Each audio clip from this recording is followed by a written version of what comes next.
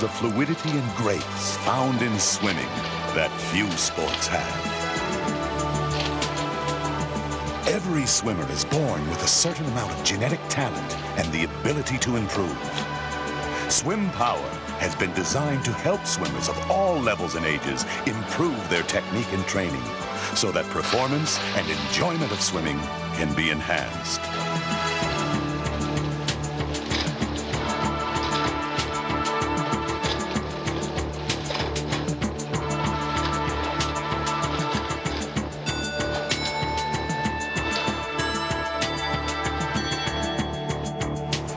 And now, here's your coach, Total Training Swim Clinic Director and Ironman triathlete, Steve Tarpinian.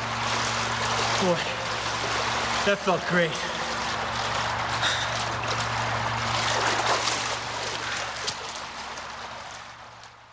I have spent 20 years of my life improving my swimming and learning everything I possibly can that could make me a better swimmer. When I was 10 years old and went out for the swim team, the coach suggested I try baseball. On that day, I decided that I would become a swimmer. What this means for you is that I have traveled the path to becoming a national level swimmer. But what really excites me is that now I have the opportunity to share with you all of the distinctions that have helped me consistently improve. You will have the benefit of the great coaches that I have had and the books that I have read. You will find that the principles are laid out simply and clearly, ready for you to put into practice. Although we have never met, I feel like we are kindred spirits. You are interested in learning and improving as I am, and I am honored that you have chosen me as your coach. Let's get right to work. This tape is designed to be used to improve your stroke, set up a personalized swim training program, and use as an ongoing reference. Whether you train alone, with a group of fellow athletes, or a master's team, this tape will help guide you to levels in your swimming you thought were out of reach. This tape is broken up into 3 sections: technique, training, and tips. The technique section will describe the elements that make up good technique. We will go on from there to explain the drills that are used to improve and maintain efficient swimming. The last part of the technique section will show 9 common technique errors and list the specific drills to address each technique error. These errors will be demonstrated by actual home video footage as well as simulated by our own swimmers. It is very important for this section that you have some video of yourself swimming. We have found in our clinics that it is virtually impossible to correct an error in someone's stroke if they cannot see it themselves. Unlike running or cycling, in swimming, you cannot analyze your form as you swim. The video need not be elaborate, and while underwater shots would be valuable, they are not mandatory. If a coach is not available to video you, then you can have a friend or a lifeguard shoot you swimming at different angles. Get footage of slow, medium, and fast swimming to see the difference in your stroke. Turns, push-offs, and strokes other than freestyle are the remainder of elements to videotape. Once you have that video, then it is simply a matter of picking out the errors you have and applying the appropriate drills for correction. As a service, Total Training offers a video critique of your stroke. See the end of the tape for details. The second section is on training and includes workout construction, strength and flexibility, and information regarding swimming aids and pool etiquette. The third section offers tips for open water and triathlon swimming. Ideally, you should be sitting in a comfortable chair in front of the TV with a notepad, pen, and video of your swimming. Oh, you may want to put on your swimsuit and sweatsuit because I'm sure you'll be ready for a swim when you finish viewing this tape. Let's dive right into the technique. Section 1, Technique.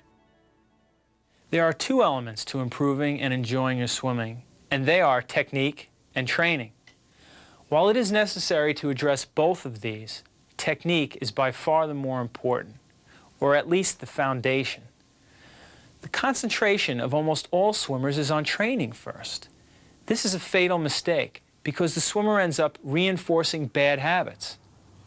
Most people believe they have a good or bad stroke and they are stuck with it.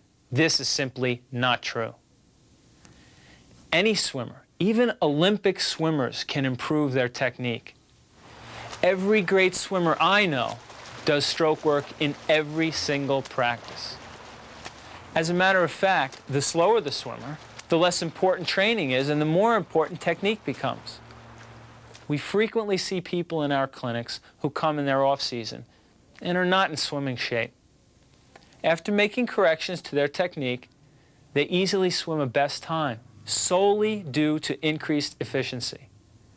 Now, this is not in every case because some swimmers need 2 to 6 weeks to adapt to the new techniques, especially if we change many things at once. But my point is this: put more emphasis on swimming efficiently than on pounding out the laps. Limited technique yields limited potential. Improving technique equals unlimited potential. For most fitness swimmers and open water competitors, freestyle or crawl stroke is the stroke of choice. All of the technique work on this tape is for freestyle, and many of the principles can be applied to the other strokes. There are many fine books and tapes on swimming. There are also differing theories on optimum technique. The material presented here is a distillation of the most effective theories and principles. Many of the differing opinions can actually be found to have more in common than not. As an example, almost all coaches agree that sculling, that is moving your limb back and forth to create lift, is important.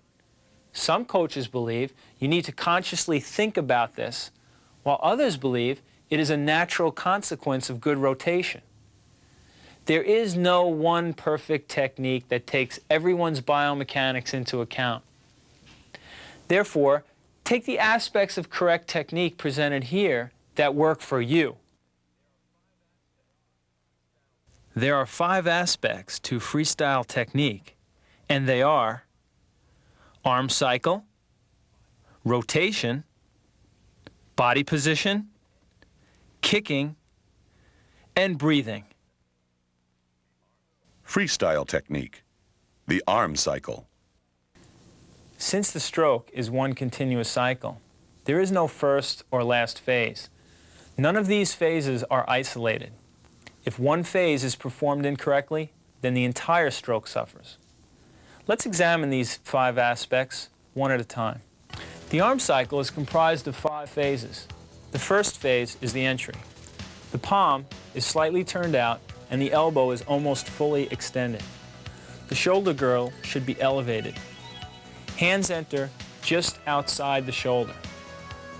After the hand enters and the arm is fully extended, you will go into medial rotation. Rotate the arm towards the midline. The palm now becomes parallel to the bottom of the pool.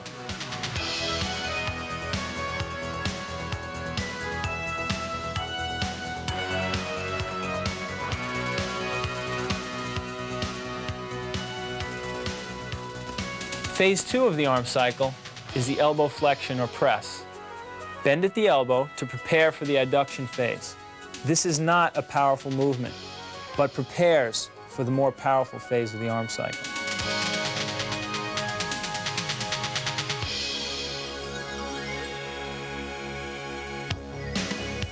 Phase 3 of the arm cycle is the pull, or adduction.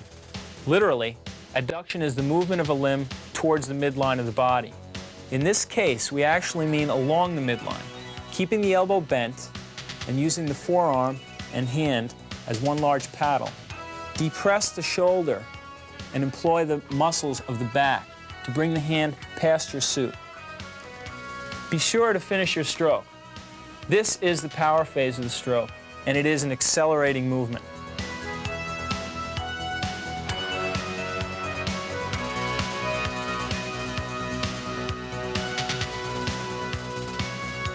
Phase 4 of the arm cycle is the release and round off. After finishing your adduction, turn your palm slightly out as though you're throwing a ball. This releases the shoulder, reducing chance of injury. and making the recovery more efficient. Your hand should exit the water pinky first.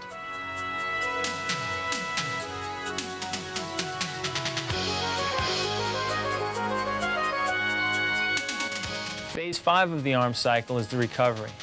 Relax the hand, and leading with the elbow, bring your arm forward.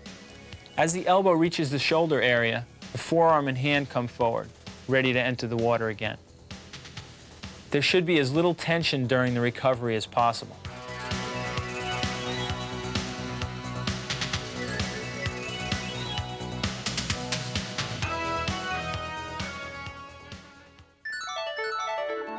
Freestyle technique, rotation. The next aspect of freestyle technique you should master is rotation. There are two types of rotation that a swimmer cycles through as the arm cycles are taking place. This is where many swimmers have problems because they do not rotate and, as you'll see, rob themselves of longer, more powerful strokes. The first type of rotation is rotation of the entire body, often referred to as rotation along the long axis. Imagine a string attached to your spine coming up through the top of your head. This string is your long axis. The body rotates back and forth along the axis. Many inexperienced and some advanced swimmers create extra drag by not rotating the lower body with the upper body. This half rotation produces what we refer to as fishtailing. We prefer to not have swimmers think of sculling as a separate aspect of swimming. Sculling occurs naturally during the pull if good long axis rotation is present. The other rotation that takes place simultaneously is the rotation of the shoulders. Shoulders rotate in an oval or a shrug type of movement. Your shoulder rotates with the stroke. During the recovery, the shoulder goes up and forward. During the pull, the shoulder goes down and back. This rotation, if performed correctly, allows the swimmer to get 4 to 8 inches more from the pull.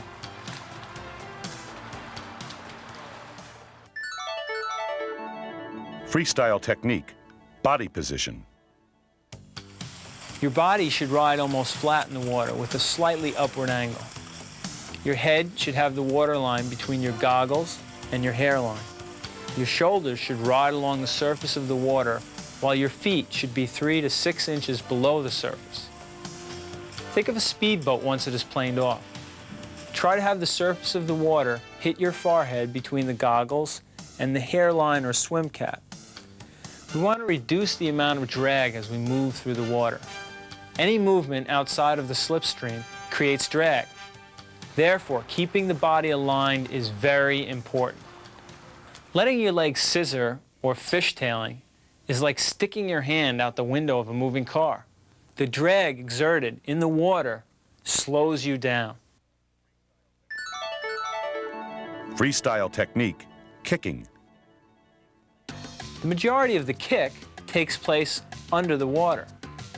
From the surface, this should look like boiling water. And the most effective kick is a small one. If the kick is too large, it will come too far out of the slipstream and create unwanted drag. The kick in freestyle is mostly to help maintain a good body position and to keep a rhythm. There are 3 basic kicks in freestyle: 2, 4, and 6-beat kicks.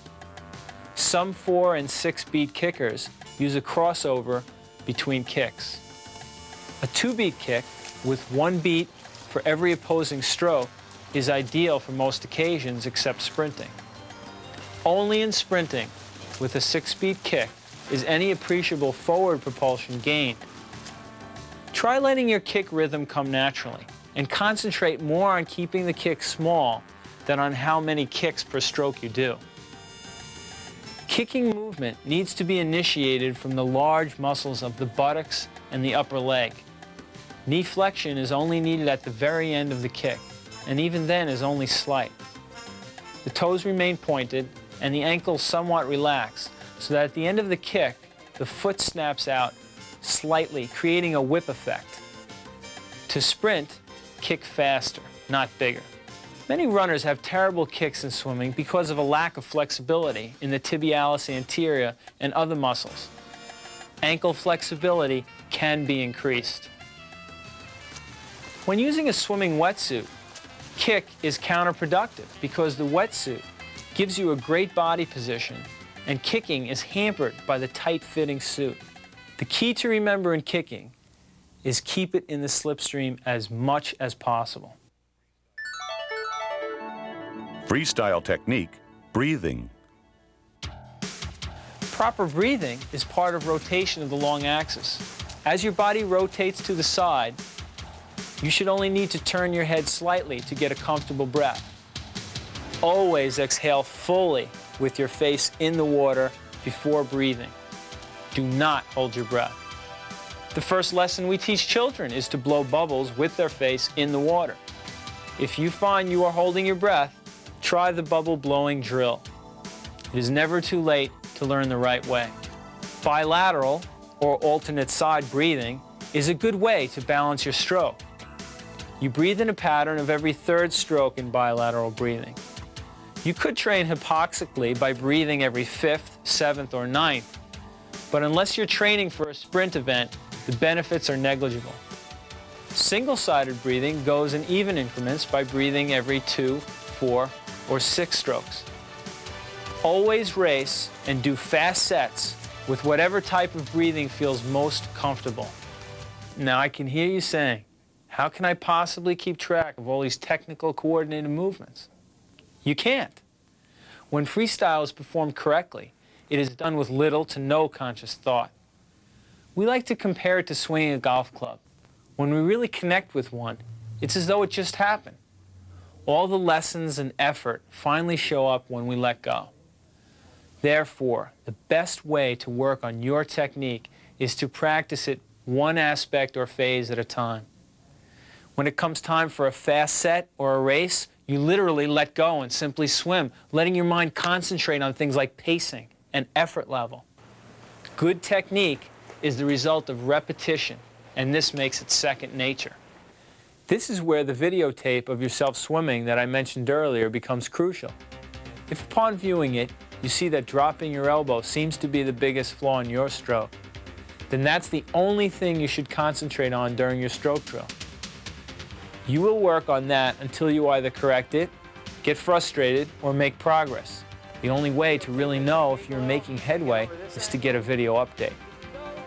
When you feel ready, you can begin working on another aspect of the stroke. Sometimes it helps to take a break from a tough change and get back to it at a later workout. The stroke drill part of the workout is for working on your stroke. Utilize fins to help keep speed up on drills. We refer to one lap as one length. The basic stroke drill. One lap, right arm only. When performing this drill, keep the left arm extended in front of you. Breathe only on the right side. This drill allows you to isolate and improve the 5 phases of the arm cycle for your right arm. You can actually observe each stroke as you execute it. One lap, left arm only. When performing this drill, keep the right arm extended in front of you. Breathe only on the left side. This drill allows you to isolate and improve the 5 phases of the arm cycle for your left arm. You can actually observe each stroke as you execute it. One lap, catch-up stroke. This drill is similar to single arm drills, but with the catch-up drill, you alternate arms, allowing you to develop the rotation along the long axis. This drill is also excellent for helping you lengthen your stroke. One lap, whole stroke. This lap of regular swimming allows you to integrate the lessons learned from the previous 3 drills. If your workout calls for a 300-yard stroke drill, you would simply repeat the basic stroke drill 3 times. A pull buoy or fin sometimes helps maintain a good body position while doing drills. Try to keep your speed up on drills, although the emphasis during drills is technique. Do not be overwhelmed.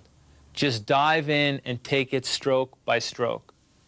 Some swimmers take a while to master the drill, but don't get discouraged. Everyone gets it right after about 3 workouts. In addition to the basic stroke drill, there are other drills that address very specific problems. The fist drill helps maintain a high elbow under the water, which allows you to employ the powerful back muscles for your pull. When you perform this drill, feel the pressure on your forearm. Swim a lap and a half with fists, then open your hands and feel the elbow flexion.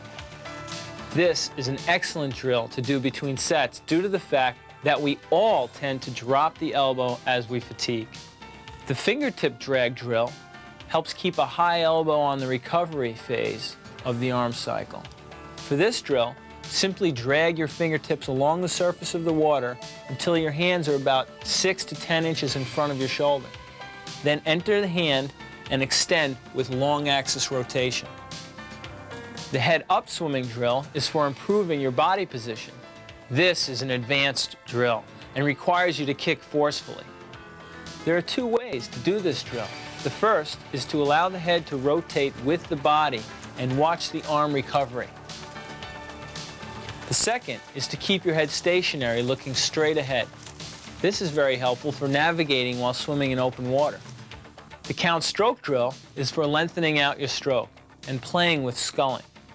You swim one length of the pool and count the number of strokes you take. Your goal is to take as few strokes as possible. It is all right to glide a little and exaggerate the stroke. Do at least 3 lengths at a time, and each one trying to take fewer strokes than the previous one. The kick on the side drill.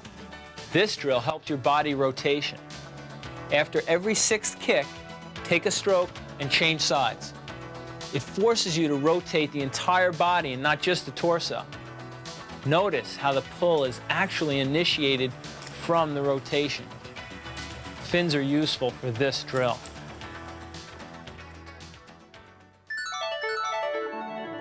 Common technique errors. Now that we've reviewed all of the technique drills, let's examine the 9 most common flaws and how we can correct them. It took you a long time to develop your stroke, so be patient and do not judge your progress prematurely. Remember, you can always go back to your old stroke. For swimming technique, we are all an experiment of one. One of the most overlooked errors that swimmers make is the poor streamline push-off, because they almost feel like they're cheating if they get a good push-off. The reality is that you cannot swim as fast as a good push-off. The push-off is your opportunity to experience moving fast through the water and getting into a good body position for the lap. Your feet need to be planted flat on the wall, about 18 to 20 inches below the surface. You want the springing effect of rolling the foot off the wall from heel to toe. Your hands should be one on top of another, overhead, with the thumb clasped over and outstretched as far as possible. The push-off is also a great opportunity to learn about reducing drag. A tremendous amount of drag is created by what I call the Superman push-off. The drill to work on this error is to do push-offs and go for the farthest distance without kicking or swimming. Do 5 of these trying to go farther each time. Every turn, open or flip, is an opportunity to practice streamlining. Swimmers will frequently enter with their hand on the opposite side of their body, creating wasted motion. Many times, one crosses more than the other. This is easily corrected by performing the single arm drills and the catch-up drill. These drills will not allow your hand to cross the midline. Almost everyone fails to extend their stroke fully in front. This extension is crucial in maximizing your stroke length. Anywhere from 3 to 8 inches can be lost by not extending fully. By performing the single arm, catch-up, and count stroke drills, you significantly improve your extension. As with not extending fully, not finishing a stroke is a common swimming error. As much as a half a foot of your pull can be lost by not finishing your stroke completely. Notice how the recovery is started before complete extension of the arm. The count stroke drill and the single arm drills will help you with your stroke finish. As with all of these drills, simply performing them is not enough. You must concentrate on a particular aspect to work on. The most effective way to ensure a full finish of your stroke is to brush the thumb along the side of your thigh as you release. If you brush your thigh, you have to finish properly. If your thumb ends up brushing above your swimsuit, you're easily 6 inches short. During the adduction or pull phase, many swimmers have a tendency to drop their elbow. This one mistake can rob you of propulsion more than any other. All swimmers have a tendency to do this as they fatigue, so everyone can benefit from improving this aspect of your stroke. The major drill for improvement of the high elbow under the water is the fist drill. Supplement this drill with the single arm drills and the catch-up drill. The sixth common flaw is failure to rotate along the long axis. Some swimmers swim without rotating at all. This results in swimming flat in the water and significantly shortens stroke length. Most often, the problem is failing to rotate from the hips down with the torso. This results in fishtailing. Long axis rotation errors can be corrected by implementing the catch-up and kick-on-side drills. The other common but more subtle rotational flaw is that of the shoulder. This rotation is a combination of shoulder shrug and extension. This extension movement is the same movement as though you were reaching for something on a high shelf. Oh, look at this. This is the perfect meal to have right before working on my technique. There's 2 to 3 inches to pick up by improving your shoulder rotation. When working on your shoulder rotation, simply performing the drills is not enough. You must concentrate on extending the arm from the shoulder. Shoulder rotation can be improved by performing single arm, catch-up, and count stroke drills. Many swimmers drop their head, creating unnecessary drag. A good head position allows for a good body position. Notice how the swimmer must push the head through the water instead of planing off. The head-up drill is helpful in maintaining a higher head position. In practice, all of the drills can be used to improve head position, as long as that's your focus. Another common but subtle flaw is hand entry. We want the hand to slip in the water with little to no air capture. The hand entry is said to be unclean if it captures air and creates turbulence.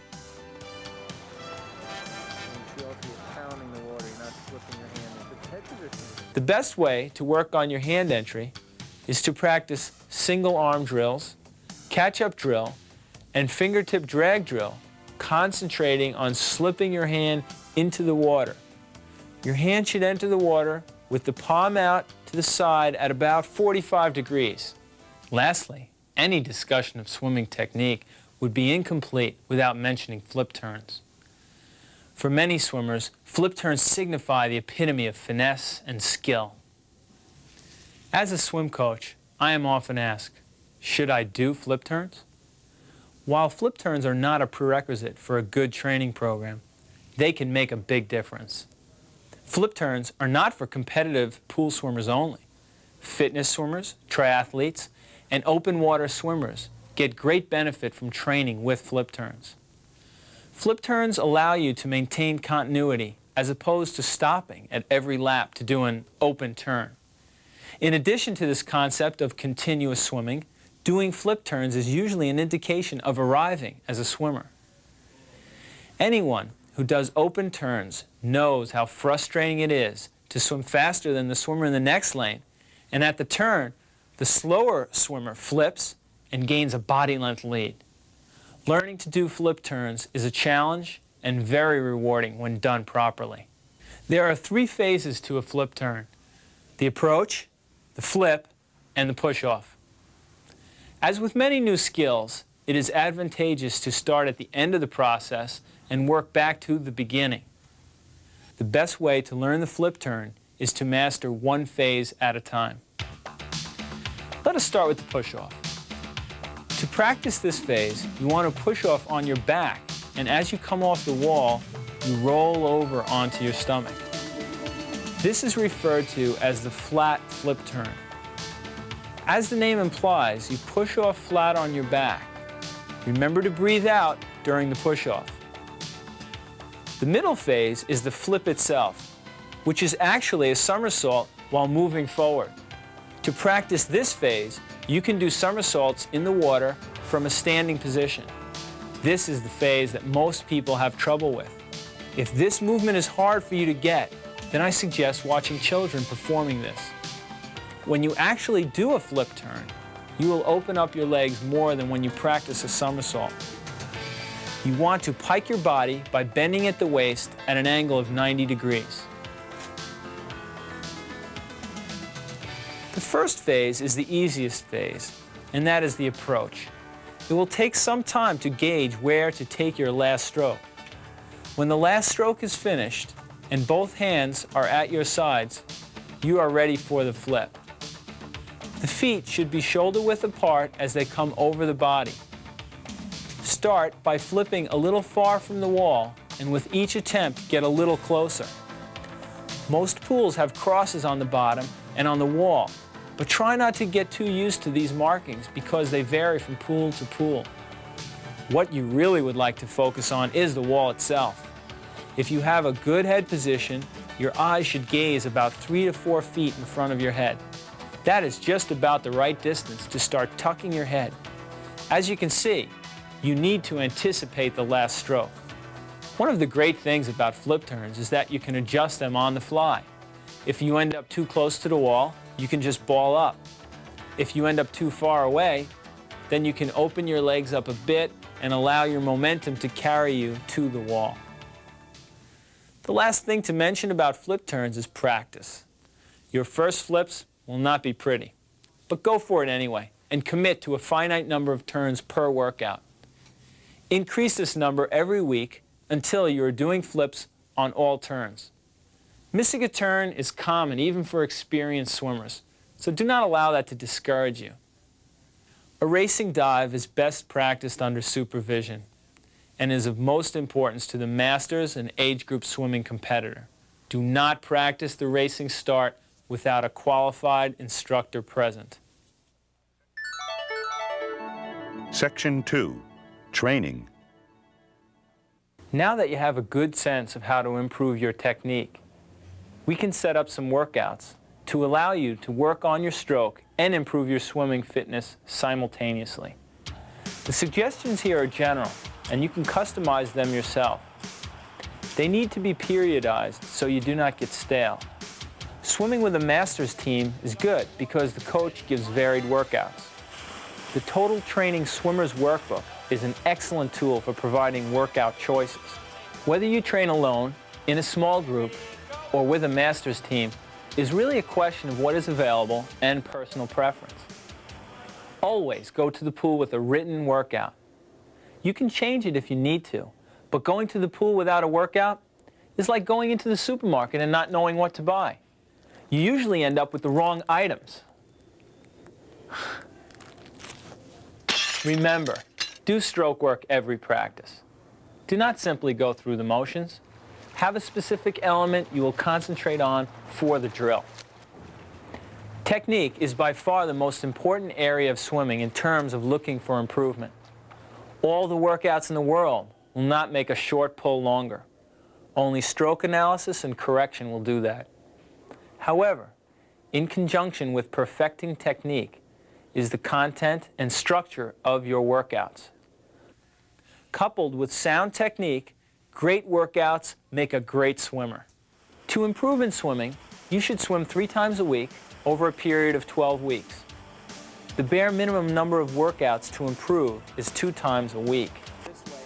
A large part of swimming is training your motor neurons, and that is only done with repetition.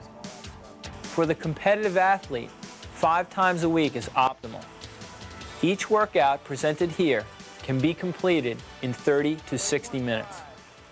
The biggest flaw we see as personal trainers in the workouts of swimmers that are self-coached is the absence of interval training.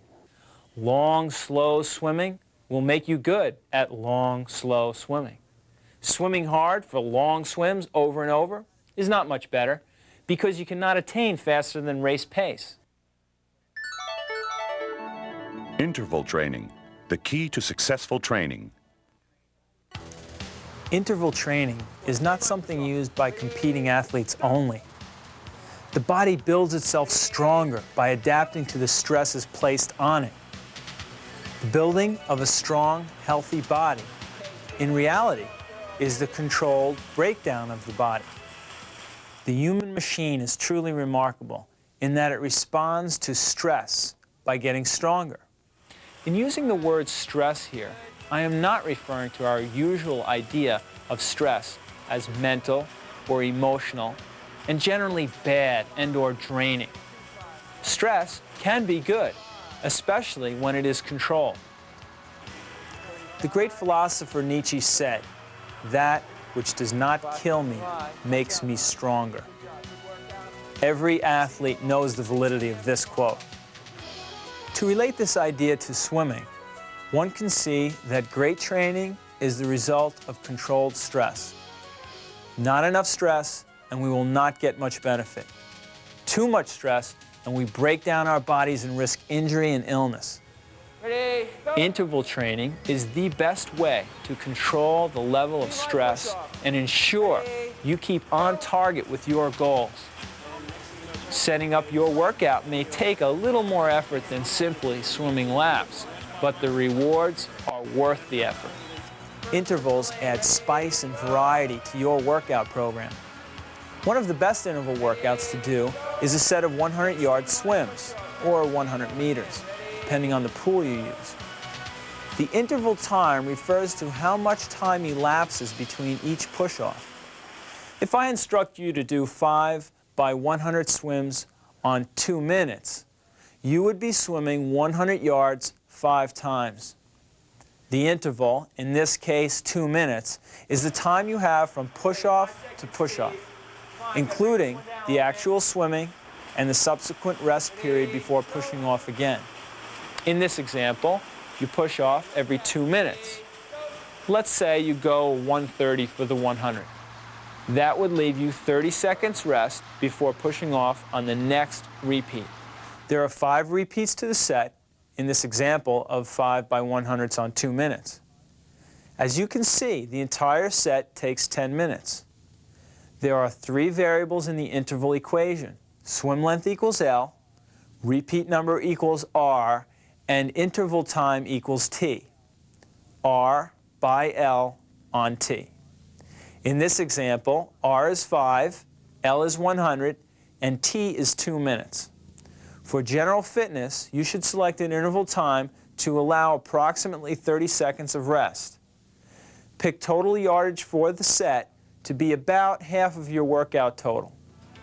The object is to swim just slightly faster than you would if you were swimming a long, straight swim.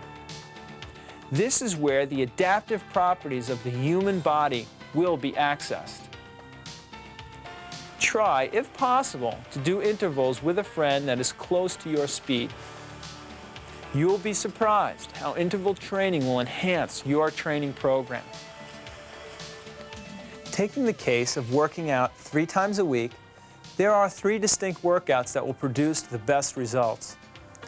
The 3 types of workouts are short intervals, and long swim. Each workout consists of a warm-up, basic stroke drill, special drills, main sets, stroke drills, and a cool down. For kicking, do a set of kick-on-side drill in lieu of using a kickboard. Kickboards tend to make us swim flatter. One good kick set of 500 to 1,000 yards a week in any workout is terrific. Fins enhance the training effect. If the workout needs to be cut short, then cut down the main set. Never skip warm-up, drills, or cool down. The basic stroke drill is the 4-lap sequence described in the technique section. The special drills are those that address your deficiencies. Once your body starts to get used to the workouts, it is time to adjust the intervals. Eventually, your workouts should be a combination of shorter and longer intervals. By keeping track of your workouts and making necessary adjustments, such as increasing or decreasing the interval time, repeat length, or number of repeats, you will avoid swimming in a rut. Continuous repetition of the same items in a workout is an invitation to stagnation. Keeping a training log is essential. Let's take a closer look at the main set in each of the suggested workouts. Adjust the number of repeats and length of the longer intervals to match your ability. Build up slowly. Resist the temptation to overdo it on your first workout. To use the interval table, you need to know your best 50 time. Then find the interval time for your set in that row. In the short interval workout, the main set has two parts. The first part is a set of 50-yard swims. The object of this set is to swim fast. Try doing a few of these with fins to really get some fast times. Depending on your level, do 5, 6, 7, 8, 9, or 10 50s on your interval.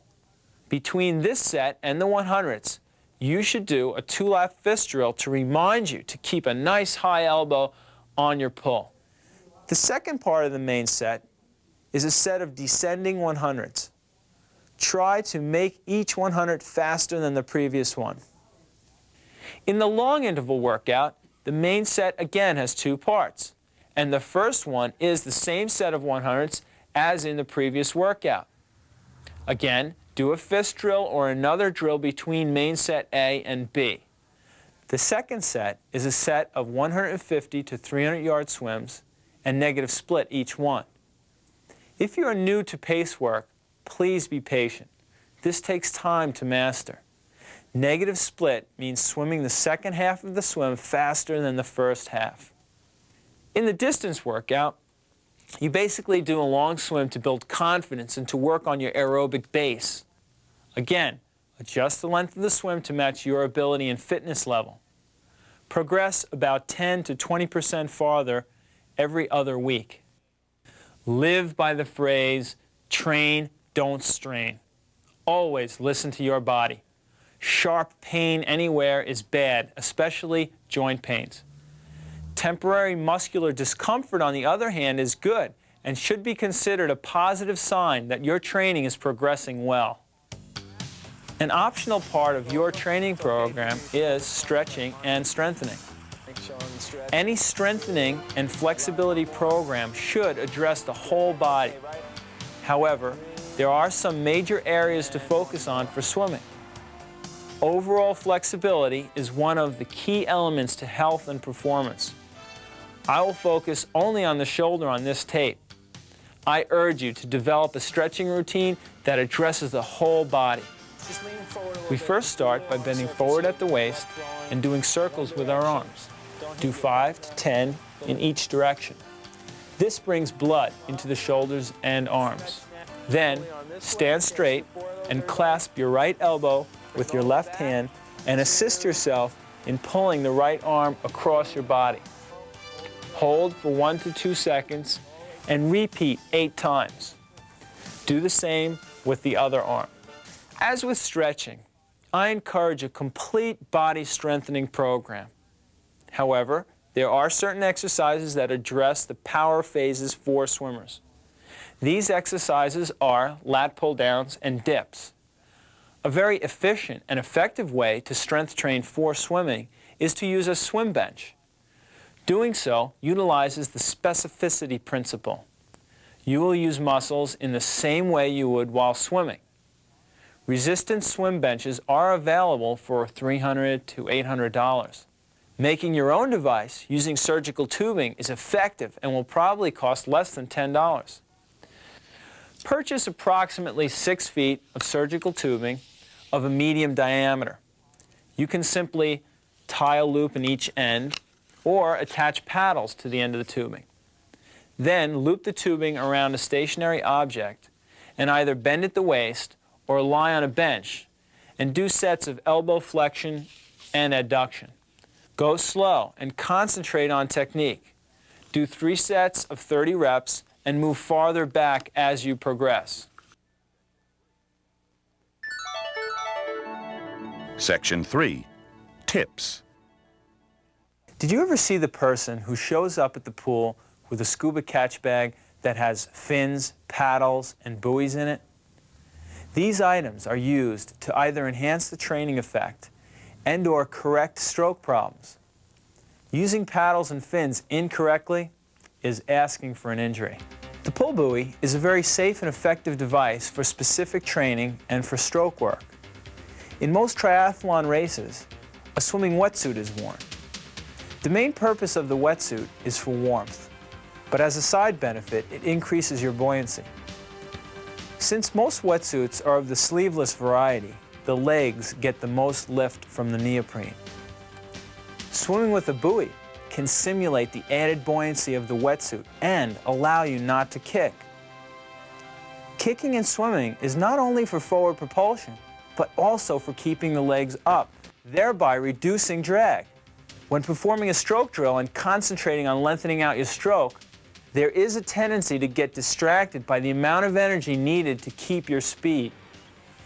Pull buoys allow you to concentrate on your stroke deficiencies. Fins are excellent for allowing you to swim at a faster pace than you are capable of. This is indispensable when trying to break out of a rut and get a feel for swimming faster. Fins strengthen the legs and increase ankle flexibility, which is crucial to improving your kick. There are many types of fins on the market, but the most effective type are the short ones. Scuba fins tend to make your kick too big.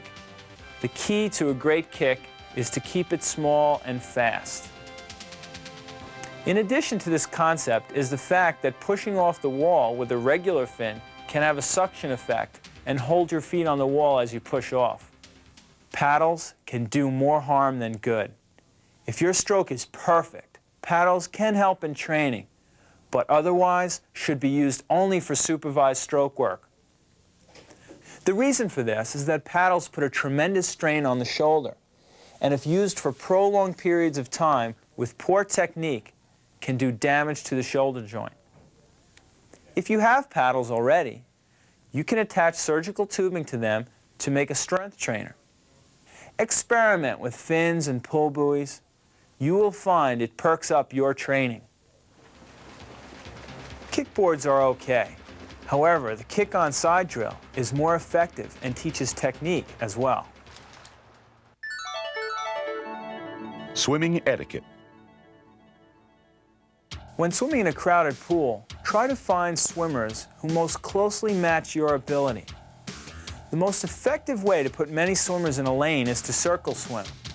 The only problem with circle swimming is that all of the swimmers must be swimming at close to the same pace. This is rarely the case at pools where lap swimming is open to all. In circle swimming, you go down one side of the lane and come back on the other. If you can convince a few friends that are close in speed to work out with you, then try circle swimming. You will own the lane. The next option is to share a lane. And the only problem with that is the saturation point of the pool is the number of lanes times 2 swimmers per lane. The bottom line is to try to swim when the pool is not crowded or go with some swimming buddies. When all else fails, be a little patient. Someone is usually at the end of their swim. Open water and triathlon swimming tips. Do some head-up swimming and workouts to prepare for sighting buoys. Try taking some longer swim sets out fast to simulate swimming for a good line around buoys. Practice bilateral breathing so you can see on both sides of yourself without stopping. Practice entries from shoreline by porpoising. This technique is a series of running dives until you are in the water past your thighs. You must make certain the water is deep enough and the bottom is smooth sand. Needless to say, this entry is not used often, but when you can use it, you will get out significantly faster. Practice backstroke and breaststroke because they can come in handy when searching for course markers. These 2 strokes are also a good way to catch your breath and still maintain forward motion. Always practice negative splitting your swims so you feel strong at the end of the swim segment. Negative split swims are when the second half of the swim is faster than the first half. Descending sets are helpful too. And be sure to spend time analyzing the course before you swim to pick the shortest line possible. Look at the sample course. It would be advantageous to check which way the sweep is to find the optimum point of entry. Whenever possible, warm up on the course to determine which way and how strong the current is. If the sweep is going from east to west, you should enter the water east of the buoy line so that by the time you get to the buoy, the sweep has brought you over. Well, we've covered a lot, and I promise that the more you can put into practice, the better swimmer you will become. Thanks for joining me, and I hope to share a lane with you soon. If I hurry, I can squeeze in another set of hundreds.